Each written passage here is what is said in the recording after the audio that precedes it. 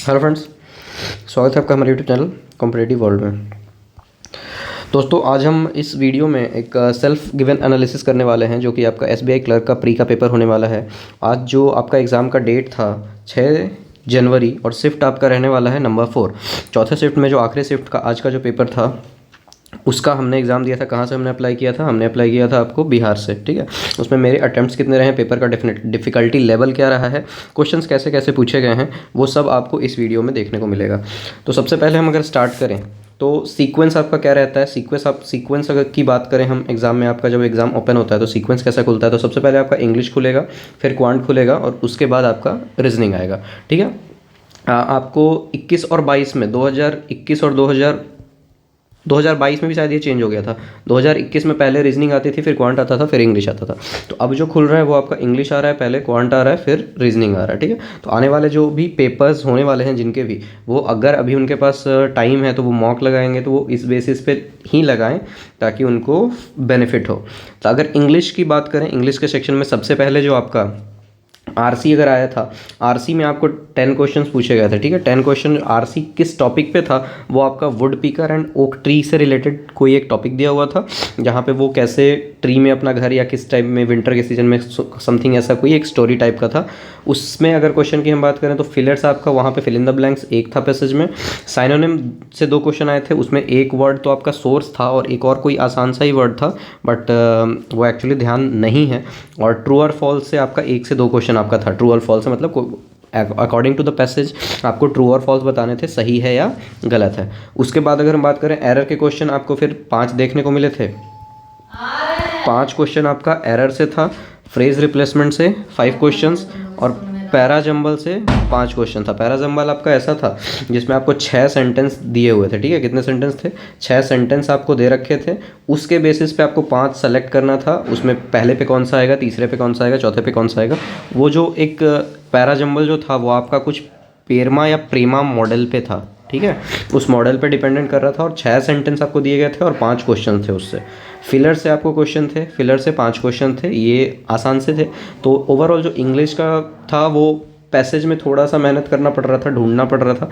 दूसरा एरर थोड़ा सा था ट्रिकी, ट्रिकी कह सकते हो, या फिर मेरा एरर थोड़ा सा वीक है इस कारण से मैं बोल रहा हूँ। तो उसका फ़र्क नहीं पड़ेगा, मे बी अगर जिनका स्ट्रॉन्ग होगा तो उतना कुछ खास नहीं था। फ्रेज रिप्लेसमेंट आपका थोड़ा सा कंफ्यूजिंग था और पैरा जंबल थोड़ा सा था, दम था इस वाले में, ठीक है। तो अब फिलर्स आसान था, फिलर्स जो था वो आपका आसान था। क्वांट की सेक्शन की बात करें हम तो सिंप्लीफिकेशन के आपके क्वेश्चन थे। सिंप्लीफिकेशन के क्वेश्चन आपके 14 से 15 आए थे, ठीक है। और ये सब सारे जैसे कल के एक शिफ्ट में आपको डेसिमल बेस्ड आया था या आज के सुबह वाले शिफ्ट में आया था तो वैसा कुछ नहीं था, डेसिमल बेस्ड नहीं था, नॉर्मल सा था। 14 से 15 क्वेश्चन उसके थे। फिर दूसरा पार्ट आपको देखने को मिलता है रॉन्ग नंबर सीरीज आया था। नंबर सीरीज में आपका रॉन्ग नंबर सीरीज आया था, मिसिंग नहीं आया था। रॉन्ग नंबर सीरीज से 5 क्वेश्चन थे। 5 क्वेश्चन में आपके मैंने तो एक्चुअली 3 बनाए हैं 5 में से। 2 मिस हो गए, थोड़ा क्लिक नहीं कर रहा था माइंड और टाइम ज़्यादा लग रहा था तो मैंने स्किप कर दिया। डिफरेंस बेस्ड था, उसमें से 1 या 2 में आपका डिफरेंस बेस्ड पे वो रन कर रहा था, वो भी बैक साइड से, पीछे साइड से, ठीक है। उसमें आपको पता चल रहा था। डीआई आया था, डीआई से आपका 5 क्वेश्चन था। डीआई आपका नॉर्मल सा था, बार ग्राफ पे, ठीक है। अच्छा सा यहाँ पे ऐसे करके एक छोटा छोटा बार ग्राफ आपका दिया हुआ था। इसके वैल्यूज़ भी इस साइड काफ़ी आसान से थे, मतलब उसमें आपको गैपिंग दिया हुआ था 10-10 का। जैसे यहाँ पे अगर 100 है तो अगला 150 है और बीच में 5 गैप है, 110, 120, 130, इस टाइप का आपका बार ग्राफ आया था। इसके क्वेश्चन जो थे वो अच्छे थे, 2-3 क्वेश्चन इस 5 क्वेश्चन में से अच्छे थे। फिर आपका एक केसलेट टाइप का था, केसलेट कह लो या एक पैराग्राफ टाइप का आपका दिया हुआ था। पैराग्राफ के टाइप तौर पर आपको फिर 3 क्वेश्चन सॉल्व करने थे। ये अच्छा था कुछ, सो मैंने तो ये सॉल्व नहीं किया। और अर्थमेटिक फिर आपके 8 से 10 क्वेश्चन थे, जिसमें एक मिक्सचर एलिगेशन से क्वेश्चन था या जो ध्यान है मुझे, एक पार्टनरशिप से क्वेश्चन था और कुछ क्वेश्चन थे जो नहीं देख पाए और वो ध्यान भी नहीं है, ठीक है। तो अर्थमेटिक से आपको, तो ओवरऑल जो क्वांट का सेक्शन था केसलेट के आ जाने के कारण थोड़ा सा लेंदी मतलब हो गया। अगर टाइम टेकन जो लोग यहाँ टाइम बचा रहे होंगे उनके क्वेश्चन आराम से ईजिली हो गए, बट फिर भी आप 30 के आसपास अटैम्प्ट कर सकते हो इसमें। रीजनिंग की बात करें तो सिलॉग से आपके क्वेश्चन थे 3 से 4 सिलॉगिज्म से थे। चाइनीज़ कोडिंग आपके 5 क्वेश्चंस आए थे। डायरेक्शन डिस्टेंस पूछा गया था इस बार 3 क्वेश्चन। ब्लड रिलेशन यहाँ इस बार इस शिफ्ट में नहीं पूछा गया था। डायरेक्शन डिस्टेंस आपका आया था उससे 3 क्वेश्चन थे। कंपैरिजन बेस्ड एक पजल था जो वेट रिलेटेड था, ये इससे heavy, B is heavier than A और B is heavier than A and C, ऐसा कुछ था। उससे 2 या 3 क्वेश्चंस आपको देखने को मिले।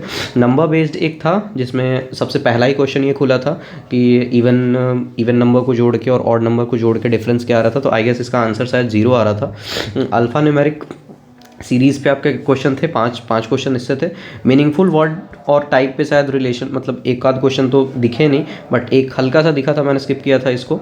मीनिंगफुल वर्ड पे शायद 1 या 2 क्वेश्चन आपको थे। फिर एक पैरेलल बेस्ड पजल था, 10 लोग थे और वो 2 पैरेलल रो में बैठ रहे थे, 5 नॉर्थ 5 साउथ देख रहे थे, उससे आपके 5 क्वेश्चन थे। और ये थोड़ा सा ये वाला बताता हूँ कि क्या हुआ। बॉक्स पजल आपका 5 था, ये आसान सा था। डे बेस्ड पजल 5 क्वेश्चन थे, ये भी ठीक था। मतलब ये दोनों उतने लेंदी, मतलब डिफ़िकल्ट नहीं थे, मतलब तुरंत क्लिक हो गए थे और तुरंत बन गए थे विद इन 1 to 1.5 मिनट्स में। ये वाला था क्या कि ये वाला थोड़ा सा कंफ्यूजिंग था, और एक्चुअली जब मैं ये बना रहा था तो इसमें क्या हुआ, हमारे जो शिफ्ट, मतलब मेरा पेपर आपका पटना में था, मैंने बिहार से अप्लाई किया, तो इस जब भी मैं ये वाला लास्ट में बनाने गया तो वो हमारा क्या हुआ कि पटना सेंटर में जो हमारा जो सेंटर था उसमें लाइट कट आउट हो गया, ठीक है। और वो लगभग विद इन 1 मिनट फिर वापस आया था। लेकिन वो क्या हुआ कि पज़ल पढ़ने में जो टाइम लगता है, स्क्रीन पे हमारे लाइट थी और रफ शीट पे लाइट नहीं आ रहा था, तो उसमें थोड़ा सा वो जो लिखना पड़ता है उसका कॉन्सेप्ट्स की कौन कैसे बैठ रहा है, कौन किसके सामने बैठ रहा है, तो उसमें थोड़ा सा गोलमोल हो गया था, दैट्स वाई उसमें टाइम लगा और ये पूरा का पूरा ही मेरा स्किप हो गया, मतलब ये पूरा का पूरा ही पज़ल मेरा रह गया, ठीक है। तो वो नहीं बन पाया। बाकी ओवरऑल पेपर रीजनिंग का सही था, मतलब डुएबल था। 35 आउट ऑफ 35 काफ़ी लोगों ने किए होंगे, ठीक है। 35 आउट ऑफ 35 बहुत सारे लोगों ने किए होंगे।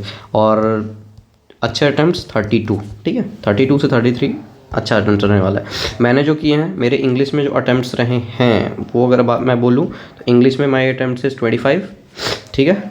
और क्वांट में 27 एंड रीजनिंग में 30 या फिर 29, क्योंकि एक मीनिंगफुल वर्ड वाला ध्यान नहीं आ रहा कि वो मैंने एंड में किया था या नहीं किया था, ठीक है। पज़ल तो एक पूरा छूट गया है, तो 30 तो होगा, या 30 या फिर 29 हो सकता है इसमें, ठीक है। तो इंग्लिश और क्वांट में एक्यूरेसी रॉन्ग नंबर सीरीज़, मतलब ठीक है, 95% एक्यूरेसी इसमें है मेरी, मतलब 100 बोल सकता हूँ, बट ठीक है, एक क्वेश्चन में भी गलत हो सकता है, नो वन नो। तो रीजनिंग में एक्यूरेसी फिर पूरी है मेरी, जो भी बना है। और क्वांट में इंग्लिश का एक्यूरेसी का कुछ नहीं कहा जा सकता, गलतियाँ हो सकती है, बट फिर भी ठीक लगता है। ओवरऑल अटेम्प्ट मेरे 81-82 रहे हैं आउट ऑफ 100, ठीक है। और कट ऑफ की बात की करें तो बिहार में आपका जो सीट है, एक्सपेक्टेड कट ऑफ की अगर बात करें तो बिहार में आपका सीट अप्रॉक्स 400 के आसपास है, 415 और 410 के आसपास है। तो यहाँ कट ऑफ आए मेरे समझ से तो 75 के आसपास ही रहना चाहिए, 75 से ऊपर ही रहना चाहिए आई गेस, ठीक है। और नहीं तो 70 से तो ऊपर कम से कम रहेगा ही रहेगा, 70 से प्लस, 70 से नीचे जाने का तो कोई सवाल ही नहीं पैदा होता। तो 70 प्लस आपका कट ऑफ रह सकता है, ठीक है। तो अगर जो लोग स्कोर कर रहे हैं विथ एक्यूरेसी 100% एक्यूरेसी, अगर आपका 75 प्लस स्कोर आ रहा है, 80 के आसपास आ रहा है, तो आप लोग सेफ जोन में हो, आप लोग मेंस की तैयारी कर सकते हो, ठीक है। ये था हमारा आज का पेपर। जो भी आने वाले दिन में जो जिनका भी पेपर होना है वो इस बेसिस पे ही अपना रिवीजन करें कि ऐसे ऐसे क्वेश्चन आपको हर एक शिफ्ट में देखने को मिल जा रहा है, ठीक है। चलिए, थैंक यू।